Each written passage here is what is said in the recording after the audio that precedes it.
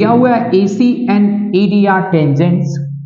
AC और AD tangent है C और D पर, C और D पे respectively to the centre O is the centre. If BCD is 44 degree, ये 44 डिग्री है ये एंगल, तो हमें बताना है CAD यानी ये बताना है, फिर ADC बताना है, ADC यानी ये बताना है हमें, फिर बताना है CBD CBD यानी ये बताना है हमें, फिर बताना है ACD ACD यानी ये बताना है ना। चलिए देखते हैं कैसे सॉल्व होगा। तो फर्स्ट ऑफ ऑल इसमें ये 44 हमें दिया हुआ है ना। अब ये 44 है तो ये कंप्लीट एंगल हम जानते हैं कितने डिग्री का होता है, 90, क्योंकि रेडियस फॉल हो रहा है पॉइंट ऑफ कांटेक्ट यानी टेंजेंट्स पे, इसे हम बोलते हैं पॉइंट ऑफ कांटेक्ट। अब पॉइंट ऑफ कांटेक्ट पे जब कोई रेडियस जाता है तो 90 डिग्री का एंगल बनाएगा। तो 90 ये पूरा है, अब पूरे में से 44 दिया है तो ये पता चल जाएगा, 90 माइनस 44 कर लेंगे तो ये हो जाएगा अपना 46 डिग्री। हो जाएगा कि नहीं, 90 माइनस 44 करेंगे तो कितना आएगा 46, तो ये 46 हो गया। अब ये टेंजेंट है ये भी टेंजेंट है तो ये दोनों इक्वल हुए, तो इक्वल होने से इनके अपोजिट एंगल्स भी इक्वल होंगे, तो यानी ये 44 है तो ये भी कितना होगा, सॉरी ये 46 है तो ये भी कितना होगा 46 होगा, क्योंकि अपोजिट एंगल्स इक्वल होंगे ऑफ अपोजिट साइड्स। यही होता है ना रूल आइसोसेलेस ट्रायंगल में, दो साइड्स अगर इक्वल है तो उनके अपोजिट एंगल्स भी क्या होंगे, इक्वल होंगे। अब देखो ना आप ACD क्या बन गया, एक आइसोसेलेस ट्रायंगल बन गया, क्योंकि ये दोनों साइड इक्वल हो गई।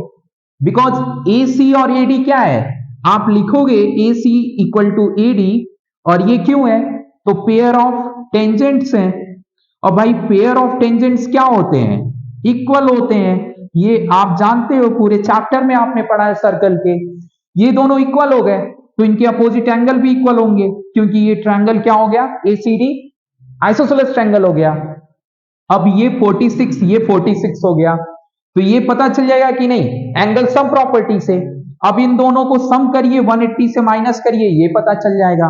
तो देखो 46 प्लस 46 कितना होगा, 92 होगा। 46 प्लस 46 कितना होगा 92। अब 180 में से 92 माइनस होगा तो कितना आएगा, 92 प्लस 8 100 हो गया, और 80 आ गया उधर, तो 8 प्लस 80 88 हो गया, तो ये हो गया आपका 88। ठीक है, ज्यादा कंफ्यूजन हो तो 180 माइनस आप कर लेना, 46 प्लस 46 यानी 92, और ये इसके लिए रीजन हुआ angle sum property. Angle sum property इस ट्रायंगल में ACD में एंगल सम प्रॉपर्टी लगेगा। ठीक है, तो CAD निकल गया आपका 88 हो गया। अब ये बताना है, तो ये देखो CDB ये पूरा एंगल 90 डिग्री का होगा, ये मुझे कैसे पता, तो देखो डायमीटर बना रहा है इस एंगल को, इस एंगल का, इस ट्रायंगल का नाम है सेमी सर्कुलर ट्रायंगल, और इस एंगल को बोला जाता है सेमी सर्कुलर एंगल। ये हमेशा 90 डिग्री का होता है, सेमी सर्कल है ये पूरा जो डायमीटर है, ये दो सेमी सर्कल में सर्कल को डिवाइड कर रहा है, तो ये एंगल सेमी सर्कुलर हो गया, ये ऑलवेज क्या होगा 90। अब ये इस ट्रायंगल का ये 90 ये 44 पता है, तो ये कितना होगा 90 प्लस 44 ऐड करिए, 180 से माइनस करिए तो कितना हो जाएगा 134 हो गया, तो 180 से माइनस कर दीजिए 134 को, ये आ जाएगा 6 और ये हो गया 4, तो 46 आया कि नहीं आया, 7 माइनस 3 क्या हुआ 4 हुआ, 46, तो ये हो जाएगा 46, ये भी निकल गया। ठीक है, तो सारे आपके पास एंगल्स निकल चुके हैं, मुझे नहीं लगता कुछ बचा हुआ है। ठीक है।